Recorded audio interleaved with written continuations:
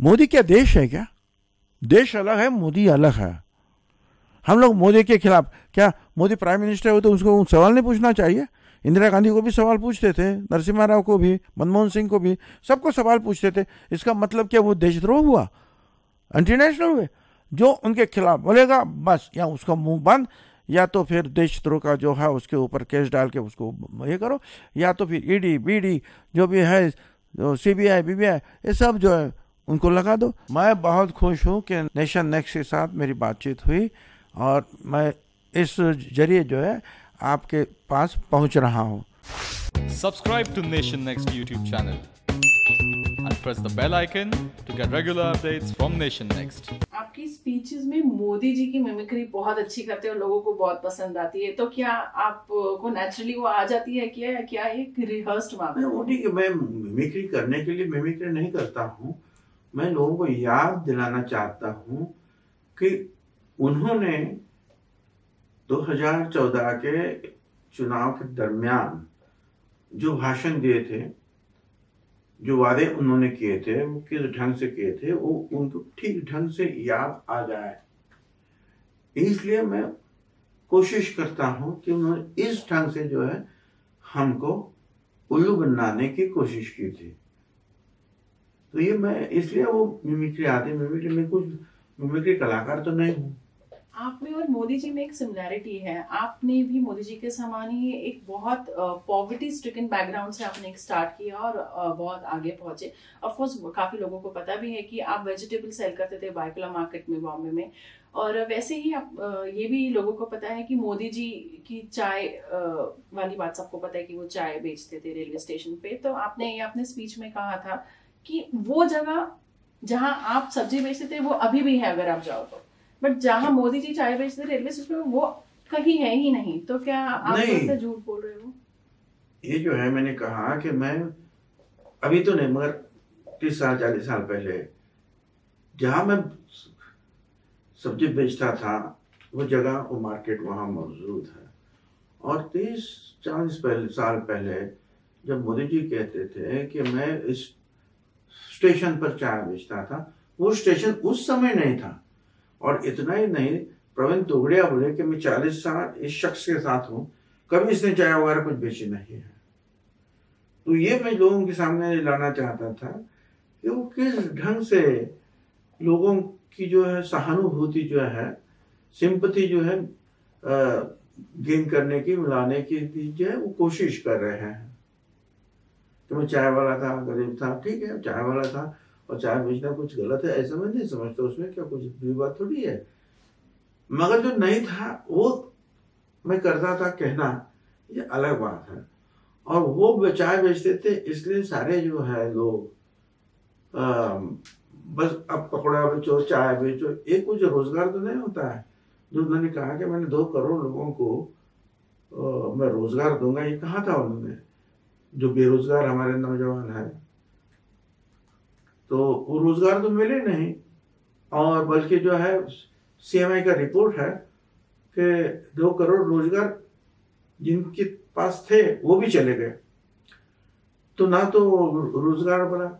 और इसका कारण जो है, उन्होंने जो गलत स्टेप्स जो उठाते गए, जैसे कि नोटबंदी, जबकि रिजर्व बैंक है या फाइनेंस एक्सपर्ट्स जो है उन्होंने कहा था, जो अर्थतज्ञ, कि ये नहीं करो, इससे कुछ फायदा नहीं होगा, इससे बहुत नुकसान होगा।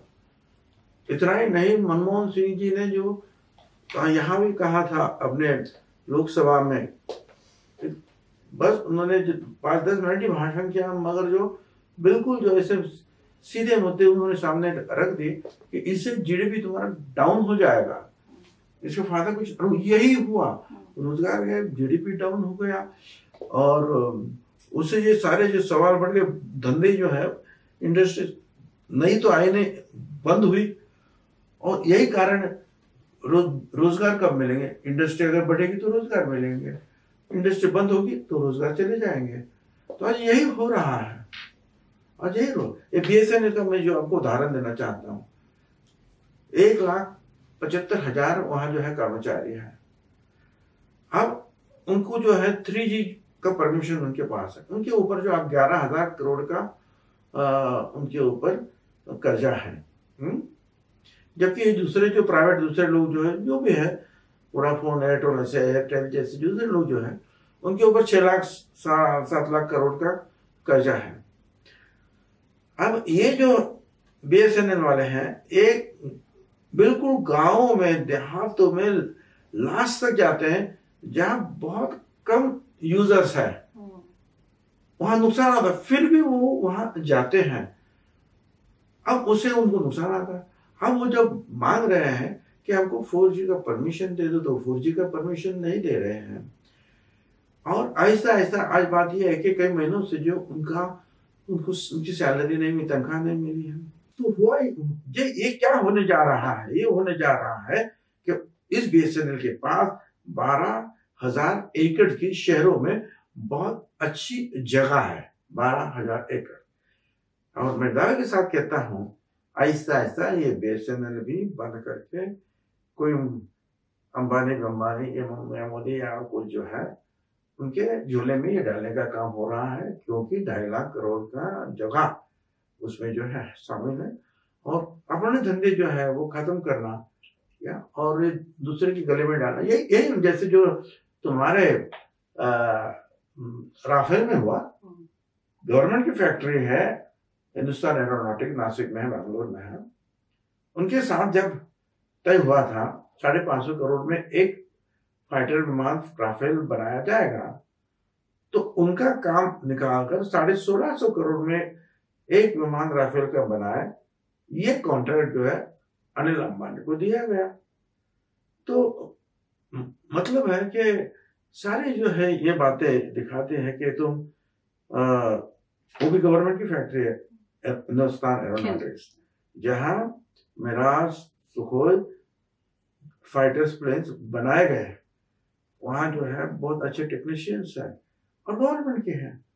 उसके बावजूद उनसे काम निकालना और 3 गुना महंगे दाम में अनिल अंबानी को देना, मैं समझता हूँ यही हो रहा है देश में कि गवर्नमेंट के जो अपने देश के जो उद्योग है, ये देश की मालकियत उनके ऊपर है, वो बंद करके जो चंद लोग जो हैं, 2-4 लोग इंडस्ट्रियलिस्ट, उनकी झोले में डालने का काम हो रहा है। सर, आपने ये भी कहा था कि मोदी जी लोगों से मन की बात करते हैं और अदानी और अंबानी से धन की बात करते हैं। बिल्कुल बिल्कुल, मोदी जो है तुम्हारे हमारे साथ जो है पब्लिक के साथ मन की बात करते हैं, अदानी अंबानी के साथ धन की बात करते हैं। जैसे मैंने ये आपको कहूँगा, देखो ये अनिल अंबानी को बहुत चंद चीज़ें मैंने आपके सामने मैं लाता हूँ। जैसे अंबानी को जो है, जो जून 2015 में बांग्लादेश पावर डेवलपमेंट बोर्ड के साथ उसका MOU किया।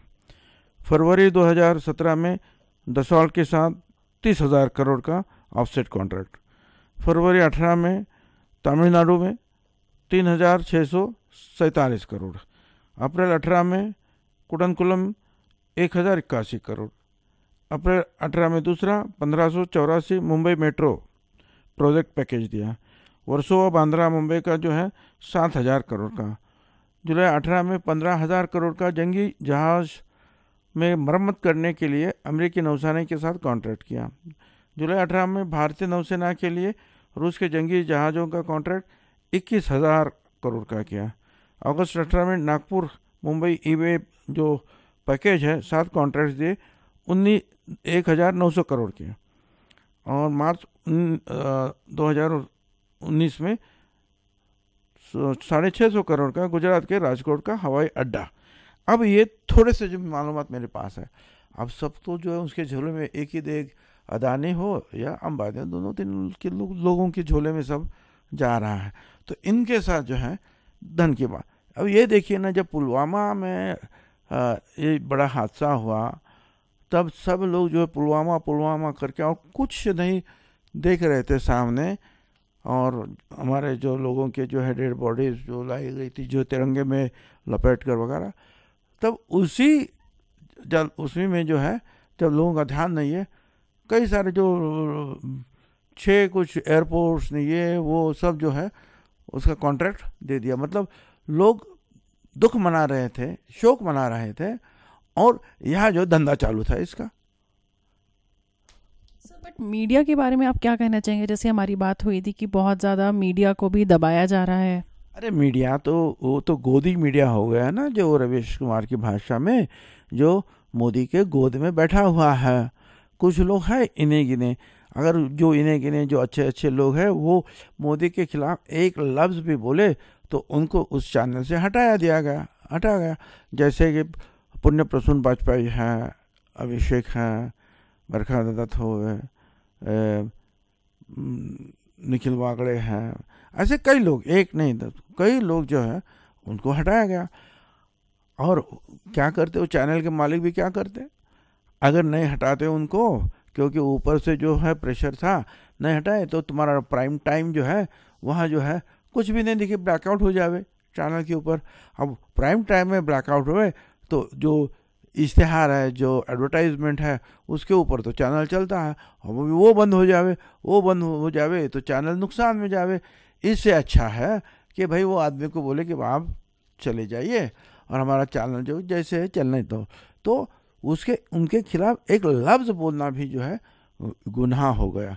और दूसरा रास्ता भी है। एक तो ये है, या तो चैनल वाले बड़े लोग रहते हैं, उनके और भी तो कई सारे जो है धंधे रहते हैं, अगर तुमने ये नहीं किया तो फिर आईटी है, ईडी है, फलाना है, ये तो चालू है। तो किसी भी तरह से जो है मुंह दबाने की बात ये मीडिया के बारे में हुई है। और इसीलिए रवीश कुमार जैसे जो एक श्रेष्ठ और अच्छे पत्रकार हैं, उन्होंने कहा कि भाई 2-2.5 महीना जो है ये तुम टेलीविज़न देखना ही छोड़ो, क्योंकि सारी गलत बातें जो है आती है। अब जबकि हमारे महाराष्ट्र में एक चैनल ने जो है डिक्लेयर कर दिया कि बीजेपी के इतने लोग चुनकर आ रहे हैं, सेना के इतने लोग चुनकर आए हैं बड़ी संख्या में, जबकि उम्मीदवार तय नहीं हुए, ना उनके उम्मीदवार तय हुए थे, ना कांग्रेस राष्ट्रवादी के तय हुए थे, ना उनके बीच में वोट खाने वाले जो दूसरे उम्मीदवार वो तय हुए थे। बस इन्होंने बोल दिया कि ये बहुत आ गए। अरे कैसे आ गए? अभी तो फॉर्म, अभी चुनाव में जो है लोग फॉर्म भर रहे हैं, इतने में तुम बोल दिए। तो चुनाव जो है कई चीज़ों पर जो है रहता है कि वहाँ का उम्मीदवार कौन है, वहाँ की डेवलपमेंट के बारे में क्या हुआ, उसके ख्यालात कैसे हैं, उसकी रहन सहन कैसे, कई सारे, उसके बीच में उसके वोट काटने वाले कौन आते हैं, क्या है, ये सारी बातें हैं। वहाँ के लोगों को ये गवर्नमेंट के वजह से कितनी तकलीफ हुई, क्या किसानों के बहुत सारे आत्महत्याएं हुई, क्या फैक्ट्रीज वगैरह, जैसे हमारे नासिक में अभी माइको जैसी बड़ी फैक्ट्री है, बस कई लोगों को जो है, आधे लोगों से ज़्यादा भी लोगों को वो कल परसों जो है क्या ले ऑफ दे दिया। तो ये फैक्ट्रियाँ जो है उसमें से बेरोज़गारी जो है बढ़ रही है।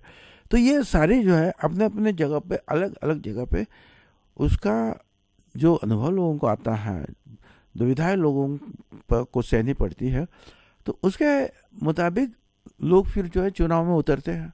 तो बस ये कुछ देखना नहीं और बोल देना कि बस बीजेपी शिवसेना आ गया। तो ये तो जो है बस गोदी पत्रकारी है जो गोद में बैठे।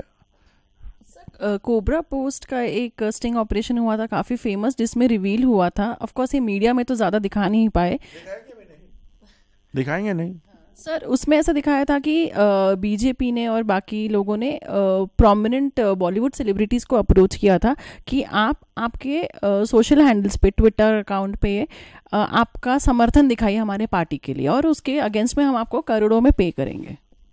इसके बारे में आप कुछ कहना चाहेंगे? मैंने भी वो पढ़ा था, और कई लोग इस चंगुल में फंसे भी थे। और जैसे कि वो भले वो बीच में नहीं आए, मगर जो ट्विटर पे बोलते रहे कि मोदी कितना अच्छा है, बाकी कितनी पार्टियाँ कैसी पूरी है, इतनी बुराई करने, तो फिर एक ऐसा ही दिखावा जो है निर्माण होगा कि देखो इंडिपेंडेंट अपॉलिटिकल लोग जिनका कोई राजनीति से संबंध नहीं, वो भी बोल रहे हैं कि मोदी जी अच्छे हैं और कांग्रेस और उनके लोग जो है बाकी जो विपक्ष वाले बुरे हैं। तो कुछ होगा, क्योंकि पॉलिटिकल लोग जो है तो अपने अपने पार्टी के बारे में अच्छा ही बोलेंगे, दूसरे के बारे में बुरा बोलेंगे, मगर जो पॉलिटिक्स में नहीं है और जिनको लोग जानते हैं, तो लोग जो उनके ऊपर भरोसा करना शुरू करते हैं। तो ये कोशिश भी उन्होंने की, उसमें से कई लोग फंसे भी। महाराष्ट्र में जैसे 4 बड़ी पार्टीज़ है, कांग्रेस हो गई, बीजेपी, शिवसेना, एनसीपी, उसमें से ऑफ कोर्स आप काफ़ी सारे शिवसेना में भी थे सर, और शरद पवार जी के साथ भी आपके बहुत सालों से बहुत अच्छे संबंध है। तो आज आप महाराष्ट्र पॉलिटिक्स में अपने आप को कितना रेलेवेंट कंसिडर करते हैं? मैं कितना, मेरा महत्व क्या है ये समय, ये बात नहीं है। मेरा तो बस इतना ही है कि भाई मैं राष्ट्रवादी कांग्रेस पार्टी का एक कार्यकर्ता हूँ, बोलो तो एक नेता हूँ, और मेरा काम है कि जो है हमारे यहाँ महाराष्ट्र में जो किसानों की आत्महत्या बढ़ी, जो बेरोजगारी बढ़ी, जो आदिवासी के साथ जो जुल्म हुआ, क्योंकि सुप्रीम कोर्ट में जो आदिवासी का जो केस चल रहा था वहाँ गवर्नमेंट का वकील खड़ा गया नहीं, तो महाराष्ट्र में करीबन 22,000 और देश भर में 10 लाख आदिवासियों को अपनी जगह जो है छोड़ दो, वहाँ से निकाल दो, ये ऑर्डर सुप्रीम कोर्ट ने दिया। तो फिर जो सुप्रीम कोर्ट ने जो बहुत जो है चलाहट हुई, तो सुप्रीम कोर्ट ने बोला ठीक है फिर से सुनते। तो आदिवासी को इस ढंग से उन्होंने अन्याय उनके ऊपर किया, फिर तुम्हारे हमारे दलित समाज के ऊपर भी वही किया, फिर हमारे जो अलग दूसरे धर्म के लोग हैं, अल्पसंख्यक हैं, उनके ऊपर तो पूछने की बात नहीं, और जो भी कुछ बोलेगा उसकी मुंह बंद करो। तो ये जो दादागिरी पूरे देश भर में शुरू है, काम तो कुछ भी नहीं किया। अगर उन्होंने काम किया है, उनके निर्णय अच्छे हैं, तो उनको कहना चाहिए कि मैंने कहा था कि भाइयों बहनों, आज रात के 10 बजे के बाद ये 500 रुपये की नोट और 1000 रुपये की नोट एक कागज मात्र टुकड़ा बनकर रह जाएगी। और मैं ये इसलिए कर रहा हूं, देश में जो काला धन है उसको मैं पकड़ना चाहता हूं। आतंकवादी जो हमले बढ़ रहे हैं, कर रहे हैं, उनके पास ब्लैक मनी है। मैं उस आतंकवाद को रोकना चाहता हूं। तो अब उनको जो है अभी इलेक्शन में जो है 5 साल के बाद, उनको तो कहना चाहिए कि मैंने नोटबंदी की तो आतंकवाद खत्म हो गया, नोटबंदी की तो काला धन इतना लाख करोड़ रुपए वापस आया, ये उनको बोलना चाहिए। ये तो बोलते नहीं। उन्होंने कहा था कि मैं किसानों को 1.5 गुना पैसा मिलना चाहिए, तो कहना चाहिए कि 1.5 गुना पैसा मिलने लगा, किसान सुखी हो गए, अब कोई आत्महत्या नहीं हो रहे, मुझे वोट दो। बेरोजगारों को हर साल 2 करोड़ लोगों को नौकरियां देनी थी, तो 5 साल में 10 करोड़ नौकरियां हो गई। तो कहना चाहिए देखिए अभी जो है बेरोजगार कोई दिखता ही नहीं, ना कोई चाय बेचने वाला भी अब दिख नहीं रहा और पकौड़े वाला भी नहीं दिख रहा, सब लोग जो बड़े बड़े नौकरियां मिल गई है, दो मुझे वोट। तो ये सारे जो है इन बातों पर अगर हिम्मत है तो वोट मांगे। ना नोटबंदी की बात करेंगे, ना जीएसटी जो फेल हो गई है ना उसकी बात करेंगे, ना बेरोजगारी की बात करेंगे, ना लॉ एंड ऑर्डर की बात करेंगे। तो बात अब क्या करें, बात एक सब ये करें देशभक्ति, जिनके खिलाफ कोई बात करें तो बोले बस एंटी नेशनल है। मोदी क्या देश है क्या? देश अलग है, मोदी अलग है। हम लोग मोदी के खिलाफ, क्या मोदी प्राइम मिनिस्टर हो तो उसको सवाल नहीं पूछना चाहिए? इंदिरा गांधी को भी सवाल पूछते थे, नरसिम्हा राव को भी, मनमोहन सिंह को भी, सबको सवाल पूछते थे। इसका मतलब क्या वो देशद्रोह हुआ, एंटी नेशनल हुए? जो उनके खिलाफ बोलेगा बस या उसका मुंह बंद, या तो फिर देशद्रोह का जो है उसके ऊपर केस डाल के उसको ये करो, या तो फिर ईडी बीडी जो भी है, सीबीआई बीबीआई, ये सब जो है उनको लगा दो, तकलीफ दो। ये क्या हो रहा है? ये हिटलर से भी ज़्यादा जो है अभी आहिस्ते आहिस्ते एक कदम जो है आगे बढ़ रहे हैं। और ये जो है ये देश जो है उनको जर्मनी जैसा 2-4 करोड़ लोगों का उस समय जो उनका था, उनकी लोक संख्या, ये 125 करोड़ लोगों का देश है। क्या इसके ऊपर इस ढंग से तुम दादागिरी से राज कर सकते हो? ये कितना आसान है, और लोग समझदार नहीं है। आजकल जो है तुम्हारी जैसी मीडिया है, भले चैनल जो है बिक गए होंगे, पर ये आपके जैसा जो भी ये शुरू हुआ है, और ये यूट्यूब है, और ये जो है सारे मोबाइल्स है, सब लोगों के घर घर में जो है बच्चों के हाथ में ये आजकल है, और उसमें से जो है सारी जो सच्चाई जो लोगों तक जा रही है, तो लोग सब जानते हैं। और उसको छोड़ दो, लोग ये तो जानते हैं कि मेरे गांव में जो है 2-4 आत्महत्या लोगों ने की, मैं तकलीफ में हूँ। जवान नहीं तो जानता यार, मैं तो इंजीनियर बन गया, फिर भी मुझे नौकरी नहीं है। जानता तो है, आदिवासी भी जानता है कि मुझे क्यों तकलीफ दे रहे हैं लोग। तो ये जो बातें हैं जो लोगों को, देखो नोटबंदी जैसी बात जो है वो एक झुग्गी झोपड़ी में रहने वाला आदमी या हमारी बहन, उसे भी जो है उसका जो है कठिनाई झेलनी पड़ी, और 50 करोड़ में खेलने वाला आदमी उसको भी नुकसान हुआ।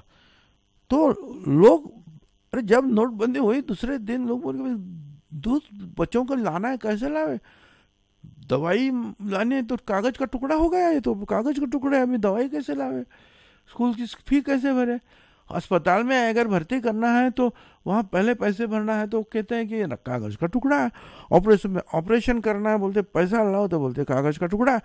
तो लाइन में कितने मिले, बैंक में तो 150 लोग मरे होंगे, मगर ऐसे जो है, क्योंकि अस्पताल में दवा के बिना या एडमिशन के बिना कितने जाने गई उसका तो पता ही नहीं है। तो ये सारी जो बातें हैं लोग क्या भूल सकते हैं क्या हम तो ठीक है, हम हमारे बलबूते पर काम करते थे, 2 पैसा हमको मिलता था, हम हमारे जैसे भी थे, गरीब थे, मगर चलता था।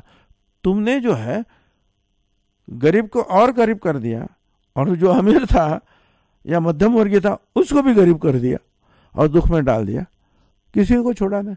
तो ये अच्छा, ये सब जो, जैसे कि मैंने कहा कि रिजर्व बैंक के सारे फाइनेंस एक्सपर्ट्स, गवर्नर्स, इन्होंने कहा था ये मत करो, ये गलत बात है, तो भी आपने किया। आप आज तक जो है नहीं बोल रहे हैं कि 550 करोड़ रुपए के राफेल का जो फाइटर प्लेन जो है 1650 करोड़ में क्यों आपने जो है खरीदने की बात की, आज तक नहीं बोल रहे। और जब बात वो आती है तो बोलते हैं कि राफेल के कागज चोरी हो गए, ये क्या बात है। अरे कागज चोरी हुए क्या है, कुछ भी, तुमने 550 करोड़ का 1650 करोड़ में क्यों लिया, तुमने करप्शन का जो है क्लॉज उसमें से क्यों हटाया, बैंक गारंटी का क्लॉज उसमें से क्यों हटाया, जबकि जो अगर 10 लाख रुपए का 5 लाख रुपए का अगर रोड्स बनाना है तो ये सारी चीज़ें जो है आज भी गवर्नमेंट मांगती है कि जो बैंक गारंटी भरो ना, फलाना भरो ना, ये करो ना, वो करो, वो 10 चीज़ बातें चाहिए तब जो है आगे चलता है। फिर इतना 40,000 करोड़ का कॉन्ट्रैक्ट है और तुम जो ऐसे ही बस के खिलौना समझ रहे हैं देश को क्या अपना। सर, आपकी एक बहुत लंबी पॉलिटिकल इनिंग्स शिवसेना के साथ भी थी और आपके बाल ठाकरे जी के साथ भी बहुत अच्छे संबंध थे, तो आज की शिवसेना और बाल ठाकरे जी ने जब शिवसेना संभाली, उस शिवसेना में क्या डिफरेंस आपको नजर आता है? देखिए, बाला साहब ठाकरे बहुत एक अलग किस्म के आदमी थे और उनको अगर अपमानित कर दिया गया या जो कहते थे वो करके दिखलाते थे, मगर इनका ये ऐसा नहीं है ना।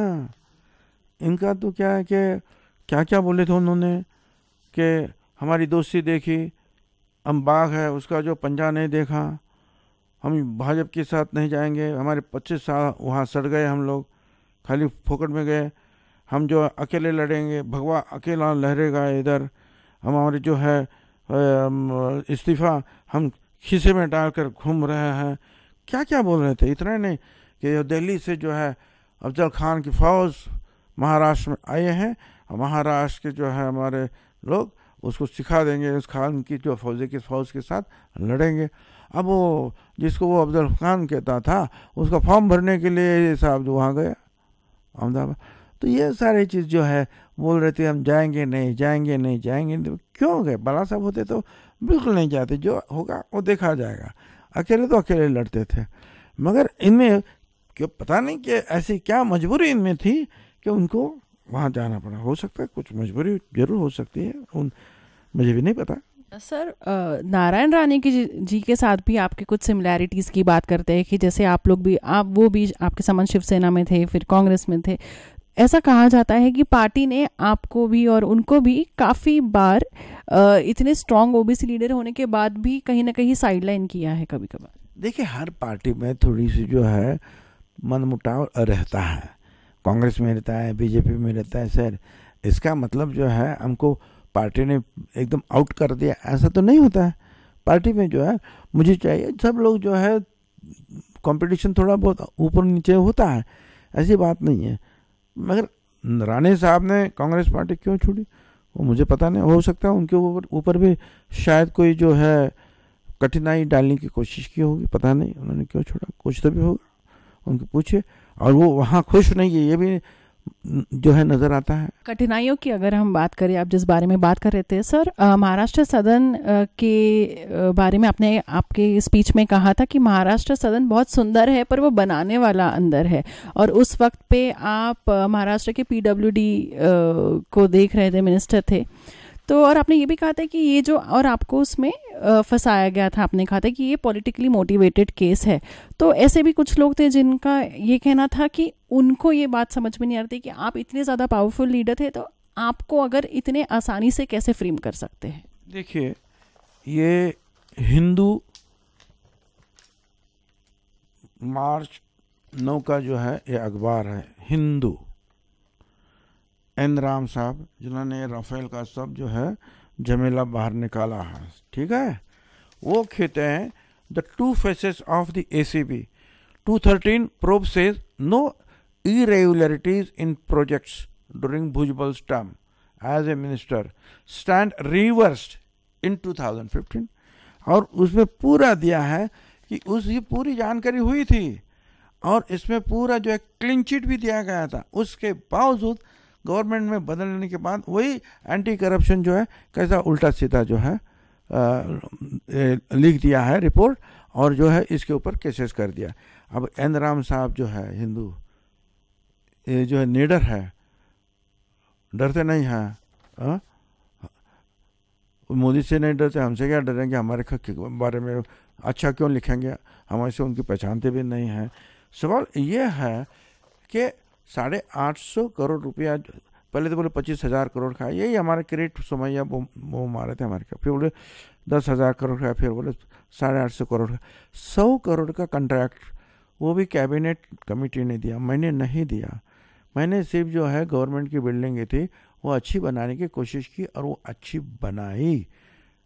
अब 100 करोड़ में अगर कॉन्ट्रैक्ट है तो 850 करोड़ में कैसे खा सकता हूँ। अच्छा समझो 850 करोड़ नहीं खाया, 8.5 करोड़ ही खाया, ऐसा भी समझो, मगर जिसने ये 100 करोड़ का काम इतना अच्छा करके रखा है उसको आज तारीख तक एक नया पैसा भी नहीं मिला।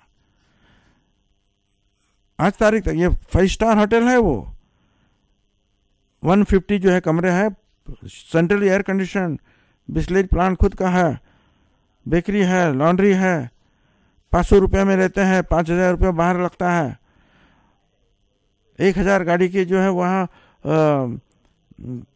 पार्किंग है। अब बताइए कि कैसा हो सकता है। जब मुझे उसको ही पैसा नहीं मिला, वो मुझे पैसा कैसे देगा। और ये जो है सब क्लीन चिट दी गई थी छगन भुजबल को। ये अभी अभी आपने जो हिंदू में मैंने, ये हालांकि अभी की बात है कि उन्होंने जब सारे जो इन्वेस्टिगेशन किया और सारे जो है कागजात RTI से चुपचाप मिलाए तो बोले ये तो ये ऐसा है। अब बताइए कि बस छगन भुजबल मुंह ज़्यादा खोलता है, बोलता है, इसलिए उसका मुंह बंद करने का काम क्या करे ED। और जो जो उनके खिलाफ है उनके खिलाफ ED शुरू है। सोनिया जी गांधी होवे, राहुल गांधी होवे, उनके ऊपर नेशनल हेराल्ड, फिर चिदम्बरम, फिर हुडा, फिर गहलोत, फिर ये वो जो उनके खिलाफ वो ED। और कई लोगों को ये देखो ED नहीं तो चले आओ इधर, तो कई लोग भागकर वहाँ भी चले गए। और नहीं तो देखो ED एकदम चुपचाप बैठा। तो ये जो है मुंह बंद करने की बात है और एक ढंग की जो है हुक्मशाही जो है, डिक्टेटरशिप जो है, जो मैं कहूँगा वही होगा, मेरे खिलाफ कोई बात नहीं करेगा, फिर मैं उसके खिलाफ CBI का यूज़ करूँगा, ED का यूज़ करूँगा, पुलिस का यूज़ करूँगा, या तो फिर अगर कोई कुछ सुना ही नहीं तो दाभोलकर, पानसरे, लंकेश गौरी, कलबुर्गी, ये उदाहरण तो सामने है। काफ़ी लड़ाइयाँ हुई है बीजेपी और शिवसेना में। शिवसेना ने काफ़ी बार मोदी जी, बीजेपी या फिर देवेंद्र फडणवीस जी को भी काफ़ी क्रिटिसाइज़ किया हुआ है, पर उसके बावजूद वो अभी लोकसभा के इलेक्शन साथ में लड़ रहे। तो बीजेपी शिवसेना की इस लव हेट रिलेशनशिप के बारे में आपका क्या कहना है। बीजेपी अपने खुद के बलबूते पर जीत नहीं सकती और फिर शिवसेना भी को भी लगा है कि हमने आज तक जो है ये डबल ढोल की काम किया, गवर्नमेंट में भी बैठना, गवर्नमेंट के खिलाफ भी बोलना, तो ये लोगों के ध्यान में आया है तो ये कुछ चलने वाली बात है नहीं। हमको तो पूछेंगे लोग फिर गवर्नमेंट में क्यों बैठे थे। और हो सकता है और भी कुछ कठिनाई है जो मैंने कुछ बताई आपको, और दूसरे जो है रास्ते जो है वो भी रास्ते शायद यूज़ किए, पता नहीं मुझे। मगर यही हुआ कि फिर उन्होंने जो है आपस में अलायंस करना पसंद किया। तो दोनों की अपनी अपनी जो है, एक तो क्या वो अकेले जीत नहीं सकते ये उनको पता था, और दूसरे कुछ और जो मैंने कहा कि मुश्किलें खड़ी हुई होगी। लोगों का ऐसा कहना है कि राहुल गांधी आज की डेट में अगर देखते हैं तो बहुत ही ज़्यादा मैच्योर उभर के आए हैं, एक मैच्योर लीडर के समान लोग उनको कंसिडर कर रहे हैं, बट फिर भी इतने वो अभी तक मैच्योर नहीं हो पाए हैं या इतने उस लेवल के नहीं आ पाए कि वो मोदी जी के अगेंस्ट इलेक्शंस कॉन्टेस्ट करे। तो आपका क्या कहना है? देखो ये गलत बात है। मुझे बताओ कि 2014 में सरकार में आने के पहले ऐसे 5 आतंकवादियों ने कुछ 5 लोगों को मारा था। ये मोदी है जिन्होंने कहा कि ये सरकार कमकुवत है, इस प्राइम मिनिस्टर को इस्तीफा देना चाहिए। वो गिरिराज सिंह बोला हम होते तो लाहौर तक चले जाते थे। सुषमा स्वराज ने कहा। अब मुझे बताओ, अगर ये बहुत अच्छे हैं और राहुल गांधी जो है इमैच्योर ऐसे समझते हैं आप, तो ये बताओ जब पुलवामा हुआ वहाँ तो 5 लोग गए थे, वो भी नहीं जाना चाहिए था, मगर यहाँ तो 43 पीपल वेर किल्ड। और इतना बड़ा भारी हादसा होने के बाद राहुल जी ने उनका इस्तीफा नहीं मांगा। उनको कहा कि इस संकट घड़ी में हम सब लोग गवर्नमेंट के साथ है, जवानों के साथ है, और कोई बाहर वाला ये नहीं समझे कि तुम ये ऐसा काम करते हुए हमको आप बांट देंगे आपस में, तो ये नहीं होगा। हम सब एक है। मुझे कहो, बताओ कि मैच्योर्ड कौन है? मोदी मैच्योर्ड है या राहुल जी मैच्योर्ड है? जो मोदी जी जो है, जो ये कहते आए हैं कि हर साल 2014 में उन्होंने कहा अच्छे दिन, 2015 में कहा सबका साथ सबका विकास, 2016 में कहा new India, make in India, startup India, 17 में बोला देश बदल रहा है, और 18 में बोला साफ नीयत सही विकास, और 2019 में बोलता है मैं चौकीदार हूँ। अरे पंडित नेहरू कहते थे कि भाई सब लोग सीखो, लिखना पढ़ना सीखो। इंदिरा जी बोलती थी कि भाई डॉक्टर्स वगैरह बनो। राजीव गांधी जी बोलते इंजीनियर्स बनो। हमारा प्राइम मिनिस्टर आज का बोलता है चौकीदार। क्या लोगों के सामने तुम क्या रख रहे हो? और जिस बात का आप बोल रहे हैं, अभी आप बोल रहे हैं कि वो क्या हमने मिसाइल से जो है सैटेलाइट गिराया।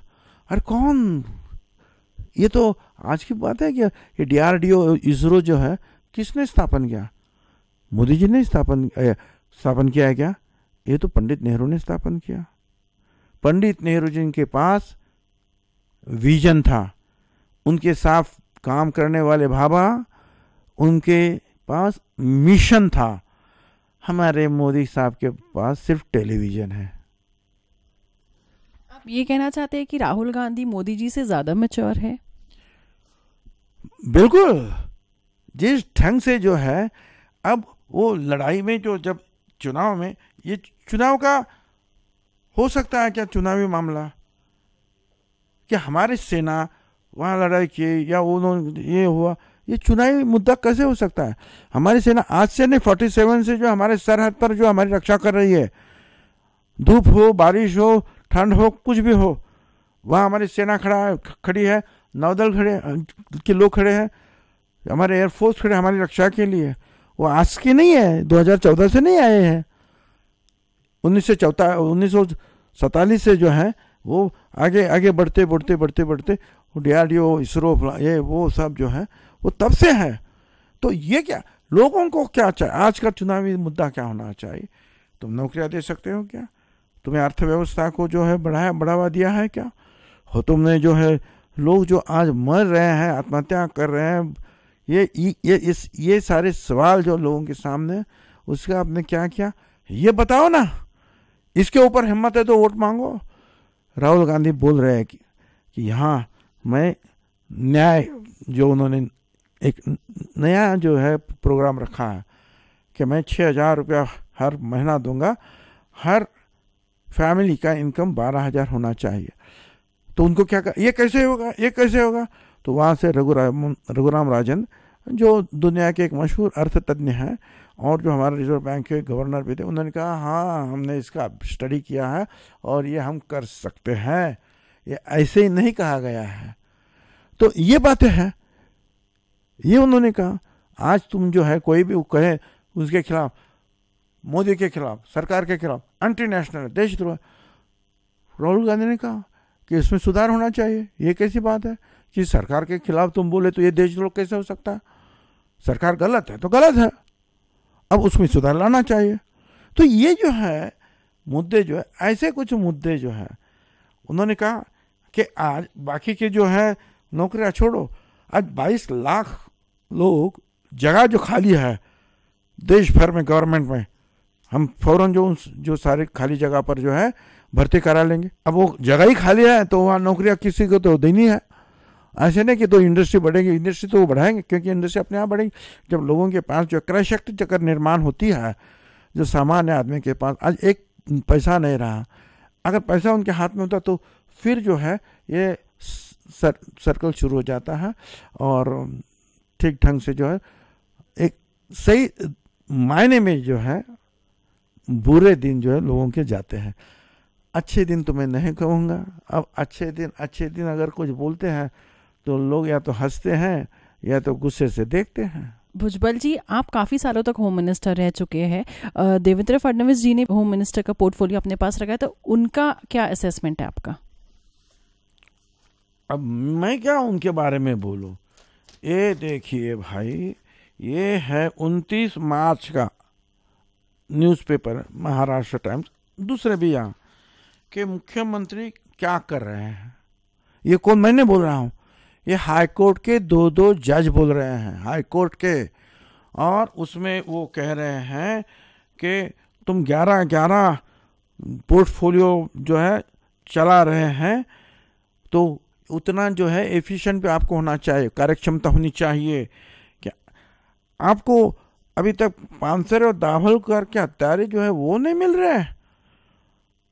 और थोड़ा बहुत अगर उसमें से जो है मालूमात मिलती है, वो भी जो है कलबुर्गी और वहाँ के लंकेश गौरी के हत्यारे ढूंढते कर्नाटक के पुलिस या महाराष्ट्र तक पहुँचे, तब थोड़ा सा जो उसमें कुछ मालूम पड़ा कि कौन क्या हो सकता।